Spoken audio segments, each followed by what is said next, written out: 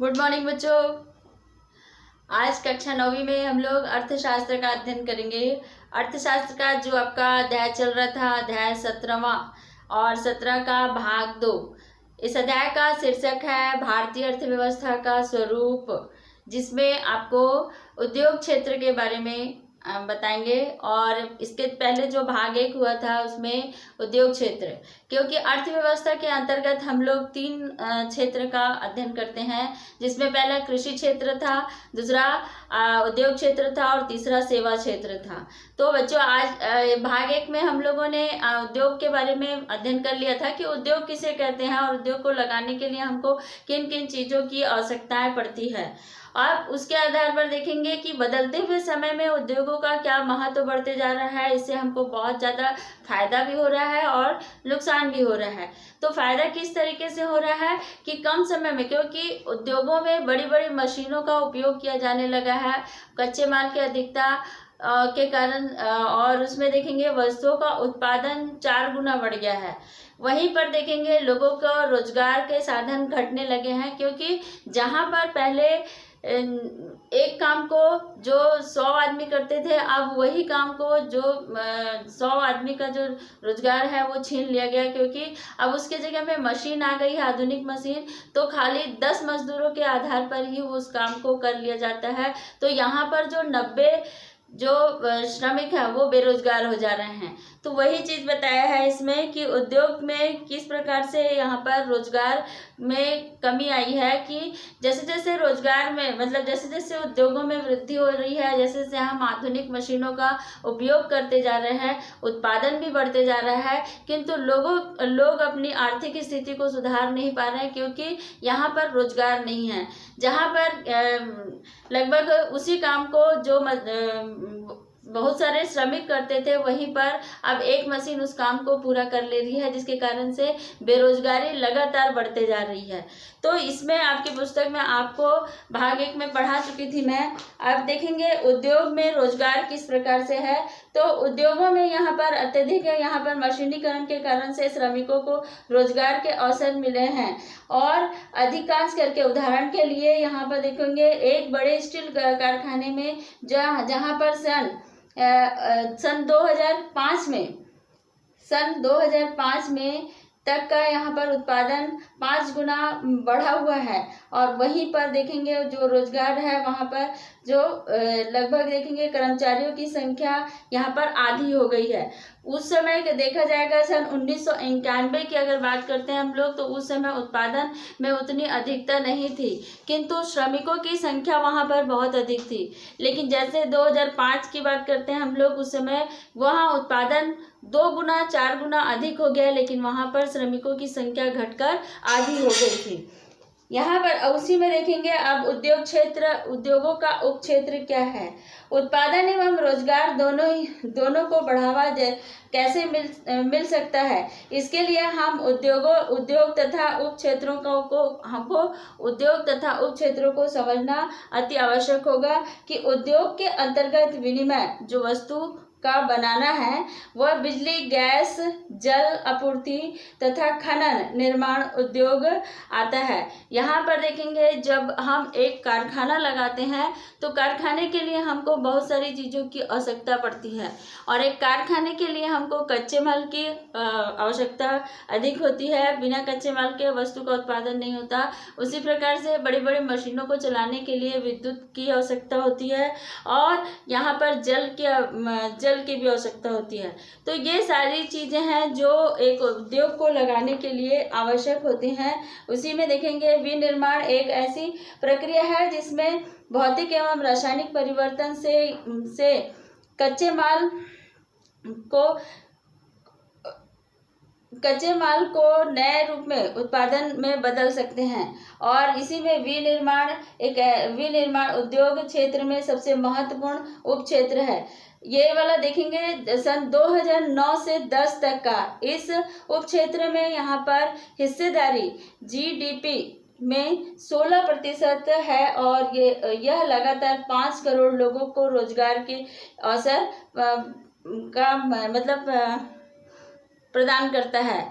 तो ये जो जीडीपी के आधार पर जो मतलब ये जो खनन प्रक्रिया है या फिर जो एक उद्योग को लगाने के लिए जो विभिन्न प्रकार की वस्तुओं की आवश्यकता पड़ती है या साधन की आवश्यकता पड़ती है, उसके आधार पर उसको हम बोल सकते हैं कि ये कारखाने का उप क्षेत्र है और उसके आधार पर हम लोगों को रोजगार निश्चित करवा सकते हैं। और इसमें देखेंगे जिसमें विनिर्माण में यहाँ पर विनिर्माण एक संतुलित अर्थव्यवस्था का आधार माना जाता है। जो विनिर्माण है वो संतुलित अर्थव्यवस्था का आधार माना जाता है और उसी के आधार पर देखते हैं बहुत सारे लोग आज की डेट में अगर देखते हैं तो हर एक क्षेत्र में सरकारी टेंडर जो पास किया जाता है वो नहीं होता है, बल्कि जो टेंडर निकलता है वो अधिकांश करके प्राइवेट होता है। प्राइवेट मतलब वहाँ पर ठेकेदारी का काम होता है। तो इसमें जो काम करने वाले मजदूर होते हैं, इसमें कुछ स्थायी मजदूर होते हैं और कुछ अस्थायी मजदूर होते हैं।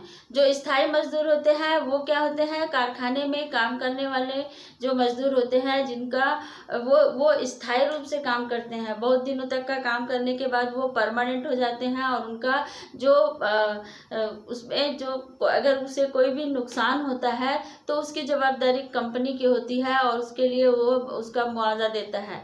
किंतु जो अस्थायी रूप से जो मजदूर काम करते हैं, ठेकेदारी में काम करते हैं, तो यहाँ पर उनकी कोई जवाबदारी नहीं लेता है सरकार और ना ही वो कंपनी कि अगर काम करते करते कोई काम में उसको दुर्घटना से वो व्यक्ति को घाटा होता है या फिर उसे नुकसान पहुंचता है या जान चली जाती है, तो इसका मुआवजा ना तो कंपनी देती है और ना ही उसका ठेकेदार देता है।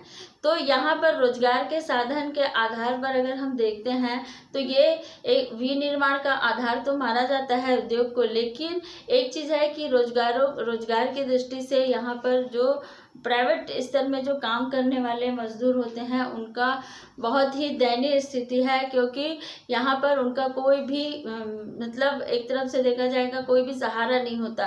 एक दूसरी बात है, यहाँ पर वो ठेके में काम करते हैं, जब तक का वहाँ पर काम चलते रहता है तब तक का वो लोग काम करते हैं, फिर उसके बाद जब काम खत्म हो जाता है तो वो वहाँ से दूसरे जगह चले जाते हैं और इसीलिए उनको अस्थायी मजदूर कहा जाता है। कभी कभी तो ऐसी स्थिति आती है कि दिन दिन भर वो कोई भी काम नहीं मिल पाता और जब काम मिलता भी है तो उनको वो जो मालिक होता है या ठेकेदार होता है उनसे कम दामों में, कम कीमत में उसे काम करवा लेता है और वो काम भी करता है, क्योंकि उसकी मजबूरी होती है कि काम बस मिलना चाहिए, उसमें वो पैसा नहीं देखता। तो एक तरफ से देखा जाएगा यहाँ पर मजदूरों का शोषण भी होता है और शोषण इसलिए कि वो अस्थायी मजदूर है, उनका कोई भी जवाबदारी सरकार नहीं लेती है।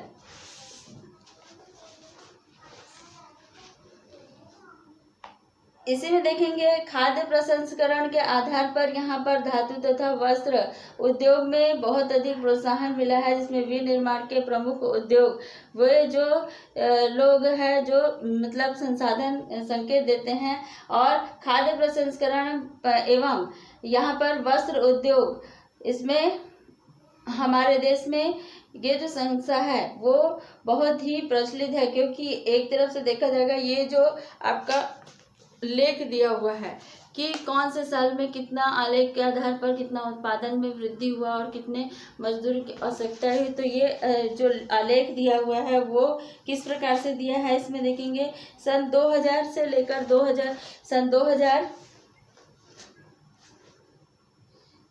2000 से लेकर यहाँ पर 2010 तक का, सन 2010 से लेकर यहाँ पर देखा जाएगा तो अलग अलग दिया है 10-10 साल के अंतराल, एक साल के अंतराल में सन 2007 से 8 तक का और 8 से 9 तक का, 9 से 10 तक का, 10 से 11 तक का और 11 से 12 तक का। तो इसमें रोजगार कितने लाख कम हुए हैं उसके बारे में बताया है। ये 2007 से लेकर 8 तक का 15 लाख और 2008 से लेकर 9 तक का इसमें देखेंगे डबल हो गया 10, इसमें 15.5 हो गया है। फिर उससे लगातार ये संख्या बढ़ती जा रही है, जिसमें देखेंगे खाद्य के जो उत्पादन की जो क्षमता है, उत्पादन जो है वो अधिक मात्रा में बढ़ते जा रहा है, किंतु वहाँ पर लोगों का जो रोजगार का स्तर है वो धीरे धीरे कम होते जा रहा है। कारण यही है कि हमारे यहाँ बहुत अधिक जो मशीनों का उपयोग करते हैं उसी के आधार पर यहाँ पर जो काम मजदूरों का होना चाहिए वो काम मशीन कर लेती है, इसीलिए वो मजदूरों को नुकसान उठाना पड़ रहा है और वो बेरोजगारी लगातार बढ़ते जा रही है। अब औद्योगिक यहाँ पर देखेंगे, औद्योगिक परिदृश्य और चुनौतियाँ। औद्योगिक परिदृश्य चुनौतियाँ क्या है कि समय के आधार पर अगर देखते हैं तो यहाँ पर आए दिन यहाँ पर उत्पादन का साधन बढ़ाने के लिए जगह जगह पर उद्योगों को स्थापित किया जा रहा है।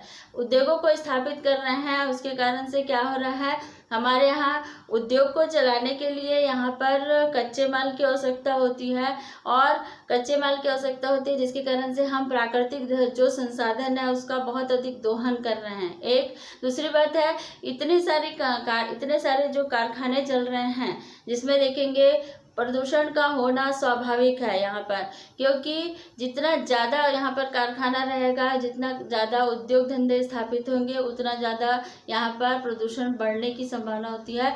क्यों? क्योंकि जो कारखाने से निकलने वाले अवशिष्ट पदार्थ हैं, चाहे वह रासायनिक के तौर पर हो, चाहे वह तरल पदार्थ में हो, चाहे वह अवशिष्ट पदार्थ में हो, चाहे वह गैस के रूप में हो, तो उसे अगर हम या वातावरण में या हमारे पर्यावरण में छोड़ते हैं तो उससे हमारे यहाँ जल प्रदूषण, वायु प्रदूषण और स्थल प्रदूषण स्वाभाविक रूप से होती है।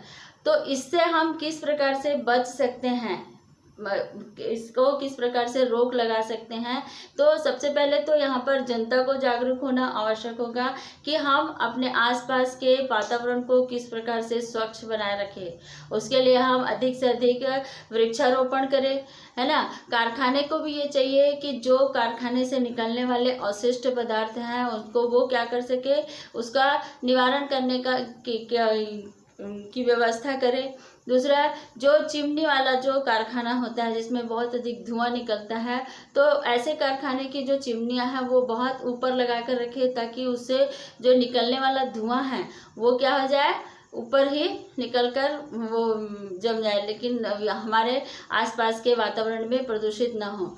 कारखाने से निकलने वाला जो तरल पदार्थ है उसको कारखाने के जो लोग हैं उसको नदी नाले में और उसमें बहा देते हैं, जिससे जो छोटे छोटे जीव जंतु हैं वो क्या हो जाते हैं, नष्ट हो जाते हैं।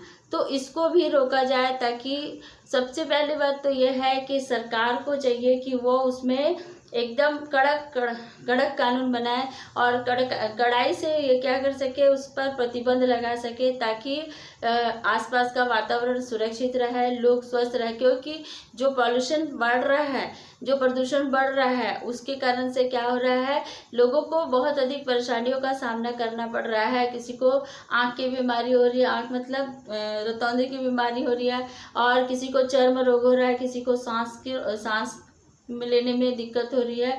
तो ये बहुत सारे चीज़ ऐसे हैं जो लोगों को नुकसान पहुंचाते हैं।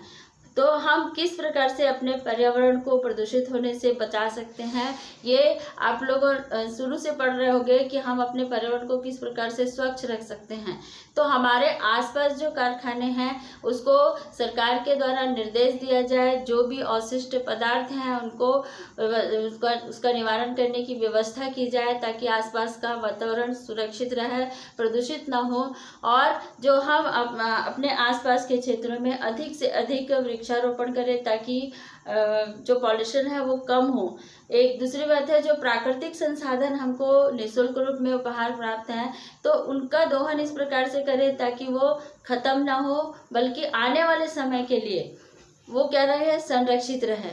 और इसका पुनर्चक्रण करके जो हम वस्तुओं का उत्पादन करते हैं और उसका उपयोग करने के बाद जब हम फेंक देते हैं, तो उसका फिर से पुनर्चक्रण करके हम वस्तु का उत्पादन कर सकते हैं। तो ये प्रक्रिया को अपनाकर हम क्या कर सकते हैं, जो हमारे प्राकृतिक धरोहर हैं, प्राकृतिक संसाधन हैं, उसको हम क्या कर सकते हैं, ख़त्म होने से रोक सकते हैं। तो बच्चों, इसमें देखेंगे हम लोग जो उद्योग धंधे स्थापित करने में रोजगार की आज के डेट में क्या भूमिका है, और जो कारखाने से निकलने वाले जो धुएं हैं या अवशिष्ट पदार्थ हैं वो हमारे आसपास के वातावरण को किस प्रकार से प्रदूषित करते हैं, और उसको प्रदूषित होने से हम किस प्रकार बचा सकते हैं, इसके बारे में अध्ययन किए। आप लोगों का जो असाइनमेंट दिया गया है वो असाइनमेंट आपके पुस्तक से ही दिया गया है, और आपको अगर कहीं पर समझ में नहीं आता है तो उस पार्ट को निकालेंगे और उस पार्ट को देखेंगे, वो पैराग्राफ देखेंगे और वो पैराग्राफ के माध्यम से असाइनमेंट तैयार करेंगे। ठीक है, और इस पार्ट को अच्छे से अध्ययन करेंगे और इसका क्वेश्चन आंसर लिखोगे। Thank you.